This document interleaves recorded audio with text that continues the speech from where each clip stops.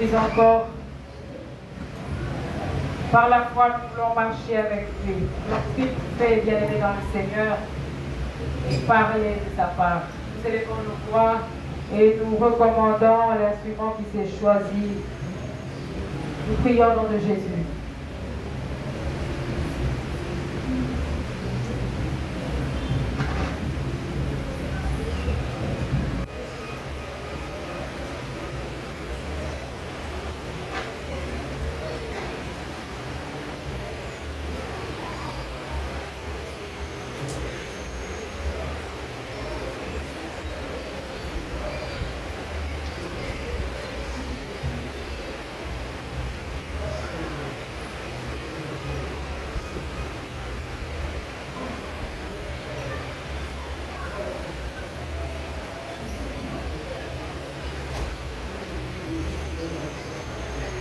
Ensemble, nous disons Amen.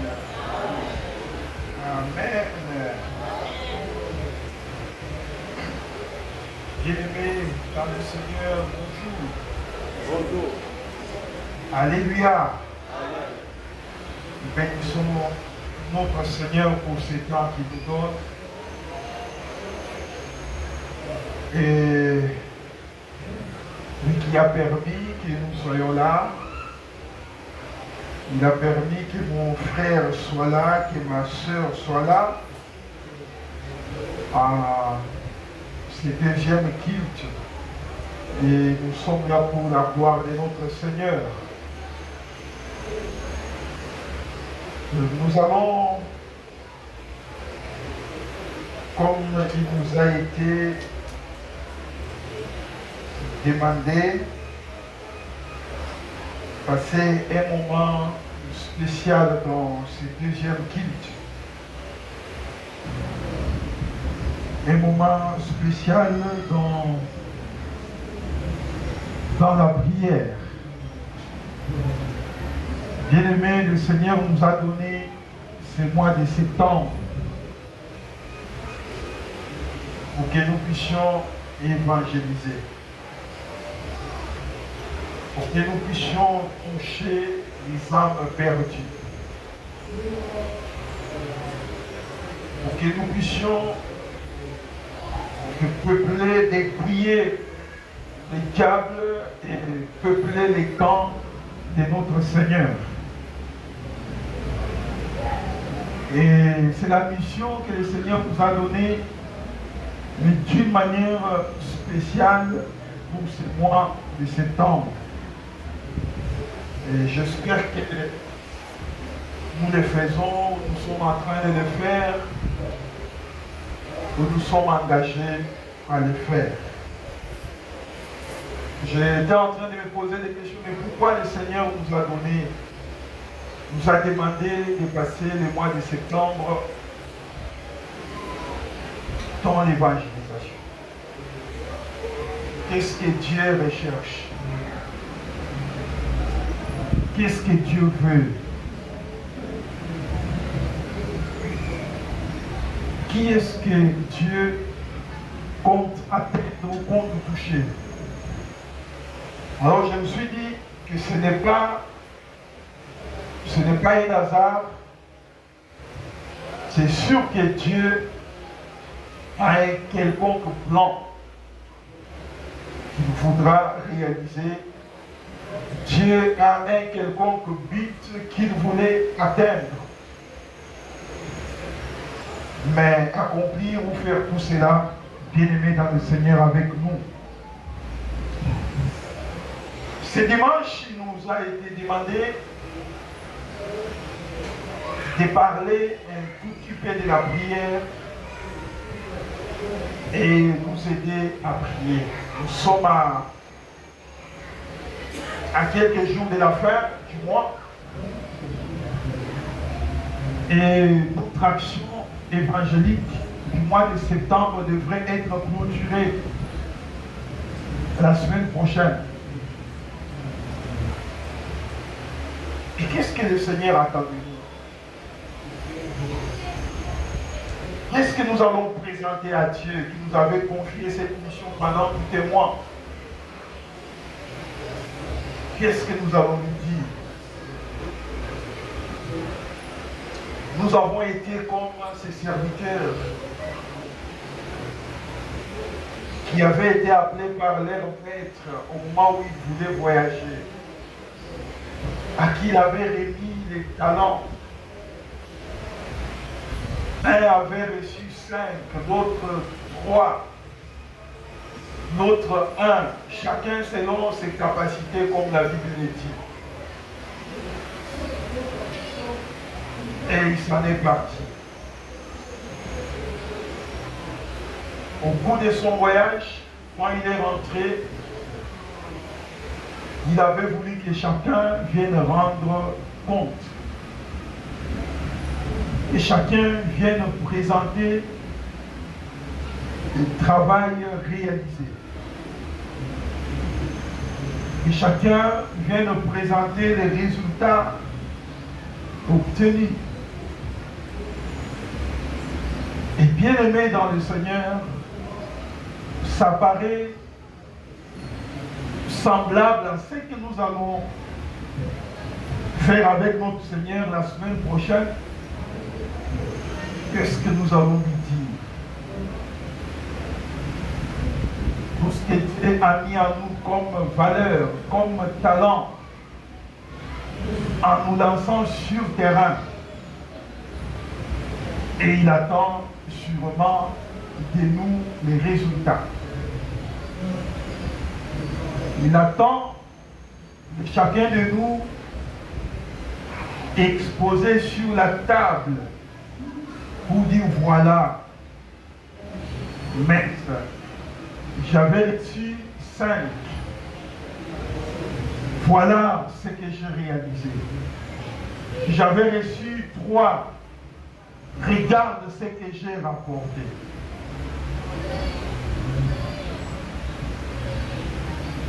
Je ne veux pas, bien aimé dans le Seigneur, parler de ce 3e serviteur.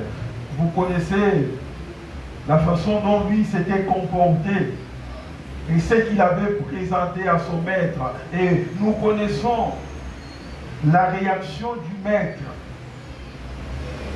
Bien aimé dans le Seigneur, parce qu'il me faut parler de la prière ce matin. J'ai voulu prendre 2 modèles dans la Bible pour nous aider à prier. J'ai pris un modèle de notre Seigneur Jésus-Christ, qui est notre modèle par excellence.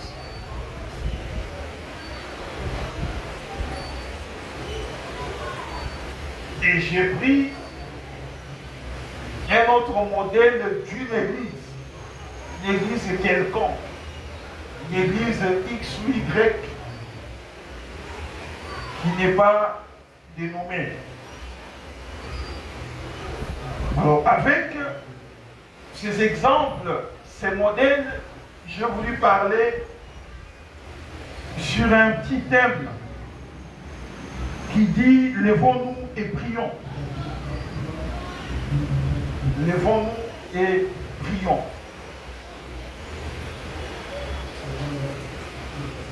Nous allons prendre les premiers passages dans Marc chapitre 1.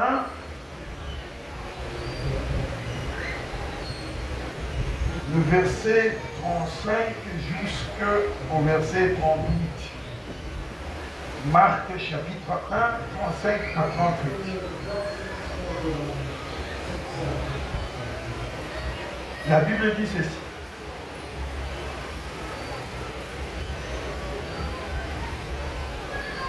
Vers le matin, pendant qu'il faisait encore très sombre, il s'éleva et sortit pour aller dans un lieu désert où il pria. Simon et ceux qui étaient avec lui se mirent à sa recherche. Et quand ils le surent trouvé, ils lui dirent, tous te cherchent. Il leur répondit, allons ailleurs, dans les bourgades, voisine afin que j'y prêche aussi. Car c'est pour cela que je suis sorti. Il alla prêcher dans les synagogues par toute la Galilée, et il chassa les démons. Je voudrais lire le verset 38. Il leur répondit, allons ailleurs dans les bourgades voisines, afin que j'y prêche aussi. Car c'est pour cela que je suis sorti. Alléluia. Amen, amen. Bien-aimés dans le Seigneur, nous voulons parler un tout petit peu de la prière et avoir le temps de prier. Je prends ce modèle qui est celui de notre Seigneur Jésus-Christ, qui était l'enfant, le Fils de Dieu. Jésus-Christ qui est venu sur la terre comme Fils de Dieu, comme Dieu en personne, Dieu en chair humaine, Dieu revêtu d'un corps humain, avec toutes les capacités divines, avec tous les pouvoirs divins. Et Jésus-Christ est venu sur cette terre. Bien-aimé, sur la terre, Christ avait une mission principalement annoncer les royaumes de Dieu. Prêcher la bonne nouvelle. Guérir les malades. Libérer ceux qui étaient captifs. Et il a même ressuscité les morts. Mais ce qui m'a intéressé dans ces versets que nous lisons, apparemment Jésus-Christ était quelque part. Parce que quand vous lisez les passages, vous allez comprendre qu'ils étaient quelque part. Où il a eu à travailler, il a eu à annoncer la bonne nouvelle. Où il a eu à prêcher. Et quand il a prêché, il a travaillé comme d'habitude. Je suppose que la nuit était arrivée et ils se sont reposés, je ne sais pas où, je ne sais pas. Je ne sais pas si lui aussi dormait, parce que la Bible nous dit que tous les matins, il s'est réveillé. Et il s'est réveillé pour aller dans un lieu désert. Pour faire quoi? Pour prier. Et quand il est parti pour prier, quand nous lisons le contexte du passage, nous comprenons qu'il avait laissé ses disciples quelque part. Et lui est parti prier.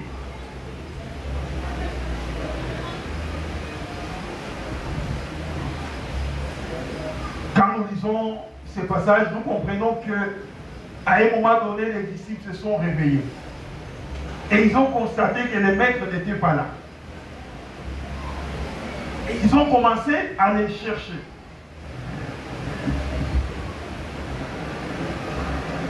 Les chercher pourquoi? Parce qu'apparemment, il y avait encore une foule qui voulait l'entendre. Il y avait des personnes qui voulaient voir et entendre Jésus-Christ.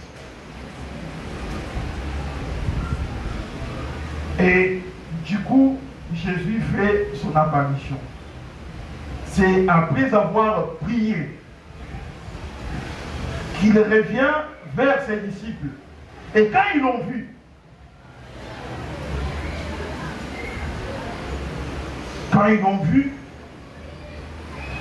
ils disent, mais tous te cherchent. Je suppose que c'était et les disciples et la foule qui était là, qui voulait entendre Jésus. Mais ce qui m'intéresse, ou ce qui m'a beaucoup intéressé, c'est sa réponse. Qu'est-ce que Jésus dit au verset 38? Il dit, allons maintenant ailleurs. Donc ça veut dire que ici nous avons prêché, ici nous avons chassé les démons, maintenant allons-y ailleurs. Allons-y ailleurs pour que j'y prêche aussi. Donc vous comprenez que là où ils étaient, il avait prêché.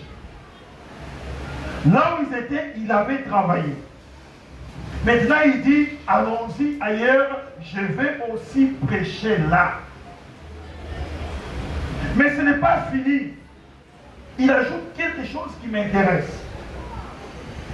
Il dit, car c'est pour cela que je suis sorti. Il était sorti pour aller où? Alléluia. Il était sorti pour aller où? Il est sorti dans un lieu désert pour prier. Alléluia. Il est sorti dans un lieu désert pour prier. Alors moi je me dis, mais lui qui était Dieu, lui qui était Seigneur, lui qui avait la divinité en lui,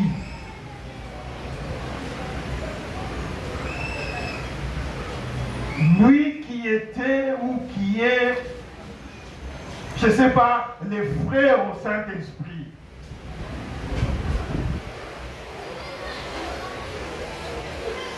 Il est sorti tôt les matins, pendant qu'il faisait encore sombre, pour aller dans un lieu désert prier. Et bien aimé dans le Seigneur, ça m'a touché. Il dit que c'est pour cela que j'étais sorti. Donc Christ est parti se ressourcer. Christ est parti chercher la force. Christ est parti chercher un renforcement des capacités. Et comment? Par la prière. Alors je me dis, si Jésus, Fils de Dieu, Dieu, avant d'aller prêcher, il se retire pour aller prier. À combien plus forte raison, nous là, bien-aimés dans le Seigneur. Il nous a été déjà dit, je crois ici dans les différentes formations que nous avons eues, que la prière avait un rôle très capital dans la proclamation de la bonne nouvelle. Christ a prouvé, a compris que sans la prière, moi ça m'étonne que Jésus aussi priait.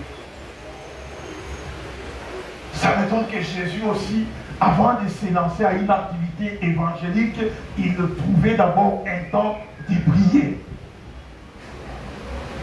Moi, ça m'étonne. Alors, j'ai compris que même tous ces miracles qu'il arrivait à accomplir, à réaliser, c'était... Donc, il avait une force quelque part. Et comment il avait cette force? C'est à peine, ou bien à force de prier. Bien-aimé dans le Seigneur, la prière. Est-ce que nous allons vrai que vrai?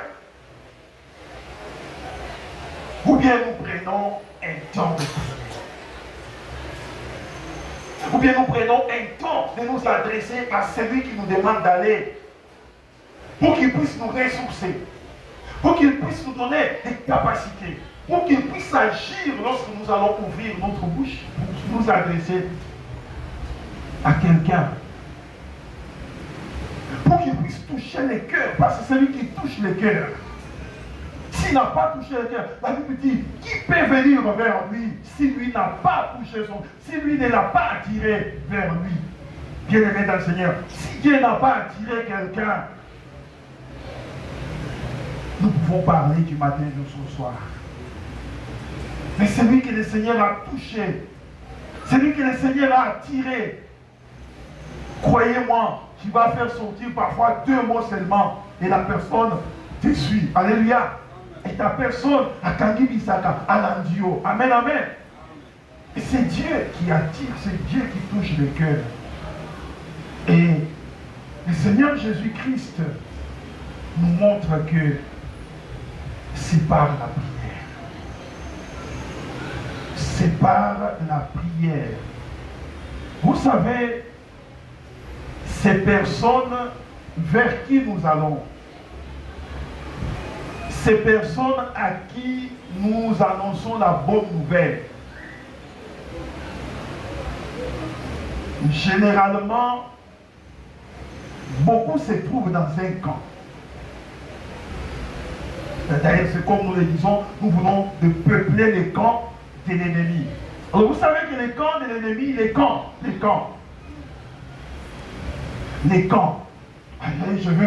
Je voudrais prendre l'exemple de nos différents camps que nous avons ici. Est-ce que quand vous allez au camp, vous entrez facilement? Alléluia. Mais il y a des barrières partout. Alléluia. Pour entrer au camp, quand c'est un véhicule, on doit vérifier, on doit contrôler les véhicules. Si vous n'êtes pas habitué, on doit vous poser la question, vous allez où? Alléluia. Donc c'est ça, les conditions dans un camp. Et je vois que même des sorties, parfois, sont contrôlées. Alors pensez-vous que dans les camps du diable, la sortie est facile? Et vous venez, parce que lorsque vous venez pour dépeupler, c'est comme une armée qui vient attaquer, qui vient agresser. Alors vous pensez qu'on va vous laisser librement, tranquillement entrer et dépeupler les gens qui se trouvent dans ces camps? Alléluia. Bien-aimés dans le Seigneur. Et la prière a un rôle très très important. A un rôle très important.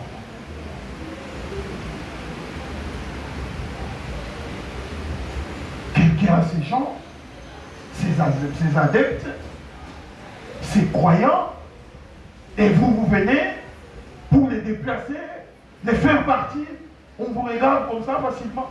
Non, c'est pas facile.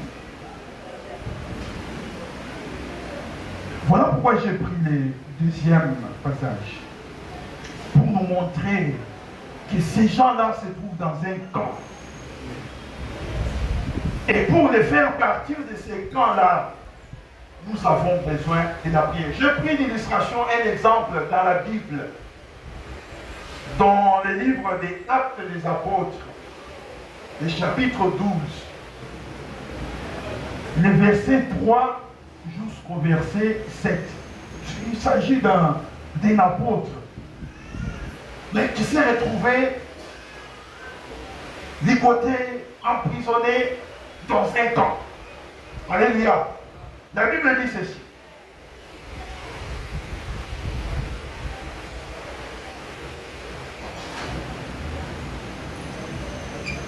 Acte 12.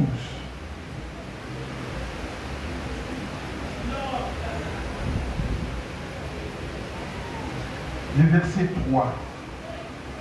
Vous pouvez commencer au premier verset, mais je vais commencer au verset 3 pour aller vite.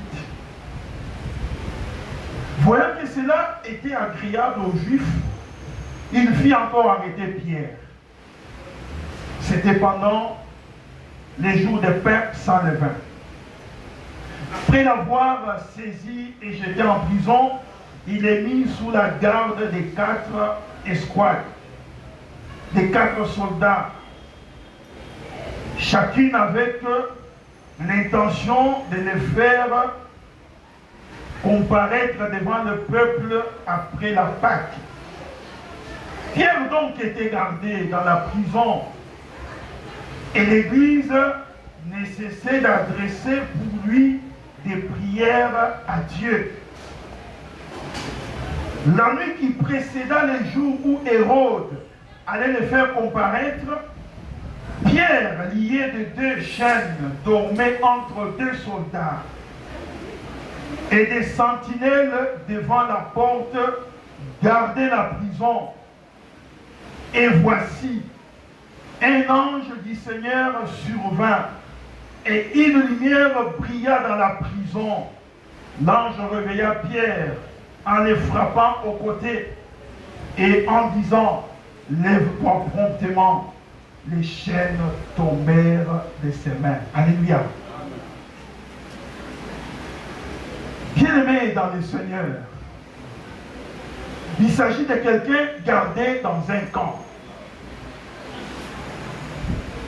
Nous avons besoin que toutes ces âmes-là, toutes ces personnes-là, quittent dans les camps où ils sont pour qu'ils viennent dans les camps de notre Seigneur. Mais c'est là, il a dit pendant moi en bataille, alléluia. Ce n'est pas facile. Ce n'est pas facile. Qu'est-ce qu'Hérode faisait? Hérode s'est trouvé dans un camp. Et dans le camp où il était, ce qu'il avait comme travail, c'était pour malmener, maltraiter les chrétiens. C'était pour combattre l'évangile de Jésus-Christ. Il n'était pas à son premier forfait. Comme vous lisez la Bible, dit, il avait l'habitude de faire arrêter les chrétiens, les apôtres, les disciples. Et il est allé jusqu'à mettre la main sur Pierre. Et il a réussi à faire ligoter Pierre, les faire fouetter et les mettre dans la prison.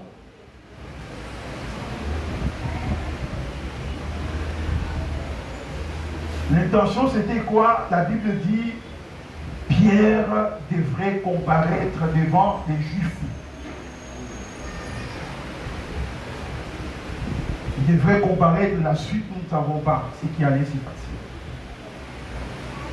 Mais l'Église a compris. L'Église a compris qu'elle avait une arme. Alléluia. L'Église a compris qu'elle avait une possibilité. L'Église a compris qu'il y avait une force quelque part. Et la force là s'est trouvée où? C'était dans la prière. La prière. L'Église a compris que par la prière, tout pouvait arriver. Alléluia. Par la prière, tout était possible. Par la prière, rien n'était impossible. Par la prière, les chaînes pouvaient tomber. Par la prière, les liens pouvaient tomber. Par la prière, un camp pouvait être dépouillé. Et la Bible dit, pendant que Pierre était dans la prison, l'Église s'est réunie quelque part, en train d'adresser à Dieu d'instantes supplications. Alléluia. L'Église était quelque part en train. Bon, je ne sais pas comment tu comprends ça, bien-aimé dans le Seigneur. Lorsque le Seigneur nous appelle à prier, lorsque Dieu veut que nous puissions accompagner l'action évangélique par la prière, je ne sais pas comment tu comprends ça, mais je voudrais te dire que cela est un marteau, pas n'importe lequel. C'est un marteau lorsqu'on donne un coup, bien aimé dans le Seigneur.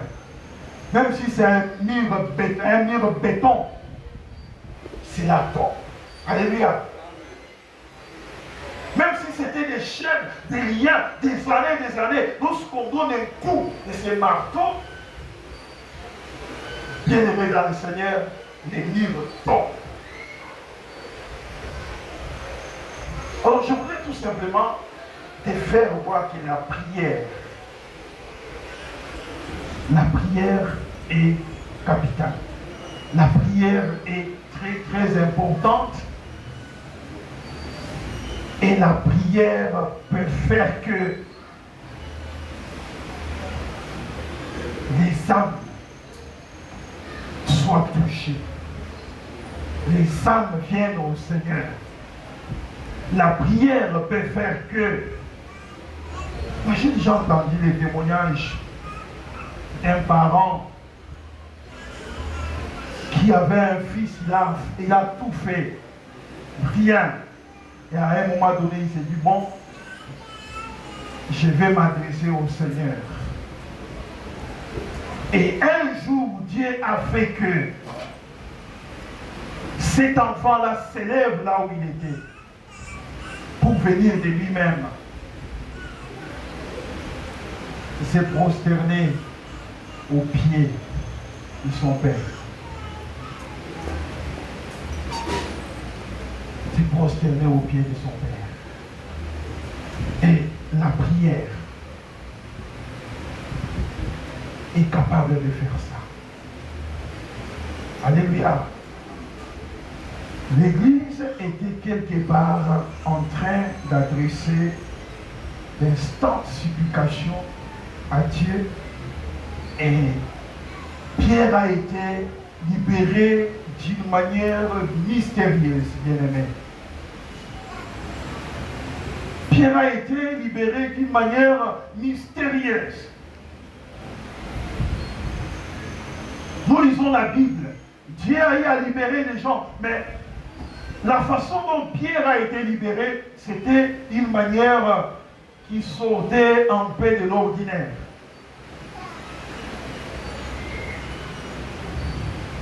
Il était dans la prison, l'ange est venu, il dit lève-toi. Pierre se lève. Quand vous lisez la suite de ces passages, il est sorti. Les chaînes tombaient, les liens tombaient, et il est sorti. On dit que c'est lorsqu'il a traversé la dernière barrière qu'il s'est rendu compte que réellement, ce qu'il était en train de penser être un songe, une vision, mais c'était une réalité. Il s'est retrouvé réellement en dehors de la prison. Et ça, c'est ce que Dieu peut faire, est capable de faire, bien aimé dans le Seigneur, par nos prières. Par nos prières. Alors, pendant ces temps où nous sommes en train d'atterrir avec ces programmes, bien aimé, le Seigneur veut que nous puissions prier. Oh, priez Dieu. Lorsque notre modératrice parlait, moi j'ai eu des larmes aux yeux de ses enfants. Mais nous avons un Dieu, par nos prières, qui est capable de visiter ces couloirs-là, de visiter ces tunnels-là, là où se trouvent ces enfants, d'aller dans les caniveaux, partout où ces enfants-là se trouvent, dans des marchés, je ne sais pas où encore, pour les éclairer, pour les toucher. Et c'est possible par la prière. Moi je me dis, si Dieu est parvenu à envoyer, faire descendre un ange, qui va jusque dans une prison, pour libérer quelqu'un qui était arrêté, ligoté, enchaîné. Mais qu'est-ce qui peut l'empêcher, bien aimé dans le Seigneur, de pénétrer tous ces milliers-là et éclairer tous ces enfants?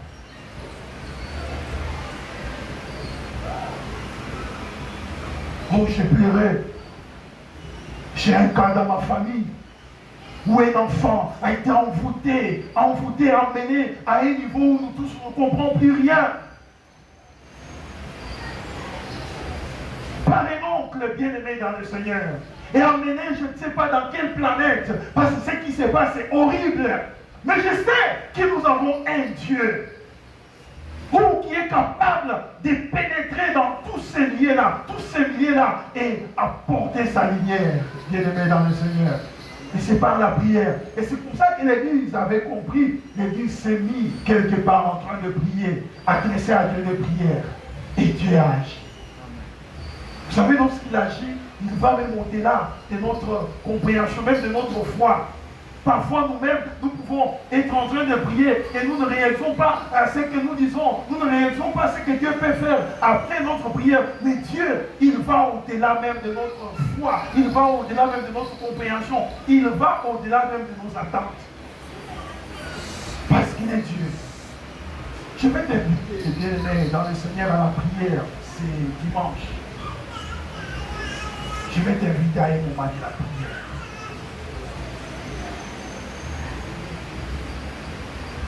Je vais t'inviter à un moment de la prière. Tous ces enfants, tous ces chégués, tous ces enfants de la rue qui sont là et qui ont la conscience de ce qu'ils font. Ils ont même dit, maman, on parle comme ça parce que vous venez nous aider. Mais quand on se rencontre dans notre couloir, dans notre tunnel, là, on vous fait du mal. Et ils savent que là, nous sommes normaux, mais à un moment donné, nous devenons anormaux. Ils savent, ils ont la conscience, bien aimé. Mais nous croyons que Dieu est capable d'éclairer, Dieu est capable de toucher, Dieu est capable d'échanger. Dans les ténèbres, il est capable d'entrer et d'éclairer. D'ailleurs, il est la lumière. Il est la lumière. Donc, j'aime toujours ce que notre défunt pasteur Véro disait. Il disait qu'il est la lumière. La lumière qui n'a jamais vu les ténèbres. Et c'est vrai. Est-ce que la lumière connaît les ténèbres? La lumière ne connaît pas les ténèbres. Elle n'a jamais vu les ténèbres parce qu'il est la lumière. Lorsqu'il est clair, elle ne connaît pas la lumière, les ténèbres. Elle ne connaît pas les ténèbres. La lumière ne connaît pas les ténèbres. Ça n'existe pas. Parce qu'il est la lumière. Nous avons Jésus qui, lorsqu'il pénètre, même là où il y a les ténèbres disparaissent. Alléluia. Amen. Je vais t'inviter, bien-aimé, à te lever et nous allons prier. Nous allons adresser des prières à Dieu.